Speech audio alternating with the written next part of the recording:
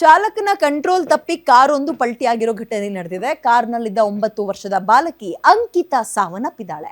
ಬಾಲಕಿ ಅಂಕಿತಾ ಸಾವನ್ನಪ್ಪಿದ್ದು ಚಿಕ್ಕಬಳ್ಳಾಪುರ ತಾಲೂಕಿನ ಕೊತ್ತನೂರು ಗ್ರಾಮದ ಬಳಿ ನಡೆದಿರೋ ಘಟನೆ ಇದು.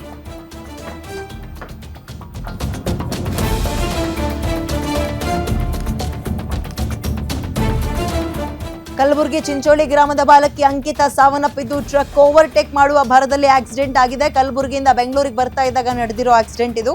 ಚಿಕ್ಕಬಳ್ಳಾಪುರ ಸಂಚಾರಿ ಠಾಣೆಯಲ್ಲಿ ಪ್ರಕರಣ ಕೂಡ ದಾಖಲಾಗಿದೆ. ಟ್ರಕ್ನ ಓವರ್ಟೇಕ್ ಮಾಡುವ ಭರದಲ್ಲಿ ನಡೆದಿರುವಂತಹ ಆಕ್ಸಿಡೆಂಟ್ ಪರಿಣಾಮ ಪಾಪ ಈಗ ಒಂದು 4ನೇ ಕ್ಲಾಸೋ 5ನೇ ಕ್ಲಾಸೋ ಓದ್ತಾ ಇದ್ದ ಹೆಣ್ಣುಮಗು ಅಂಕಿತಾ ಅಂತ ಸಾವನ್ನಪ್ಪಿದ್ದಾಳೆ.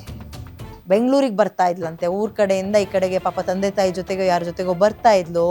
ಬಟ್ ಆ ಮಗು ಈಗ ತನ್ನ ಪ್ರಾಣವನ್ನ ಚೆಲ್ಲಿದೆ. ಬೇಸಿಗೆ ರಜೆ ಬೇರೆ, ಸ್ಕೂಲ್ ರಜೆ ಇರುತ್ತೆ, ಇಲ್ಲಿ ಯಾರ್ದೋ ನೆಂಟರಿಸ್ಟ್ರು ಮನೆಗೋ ಅಥವಾ ಏನೋ ನೋಡ್ಲಿಕ್ಕೋ ಏನಕ್ಕೋ ಕರ್ಕೊಂಡು ಬರ್ತಾ ಇರ್ತಾರೆ. ಪಾಪ ಮಸಣ ಸೇರಿದೆ ಮಗು. ಈಗ 9 ವರ್ಷ ಅಂಕಿತಾ.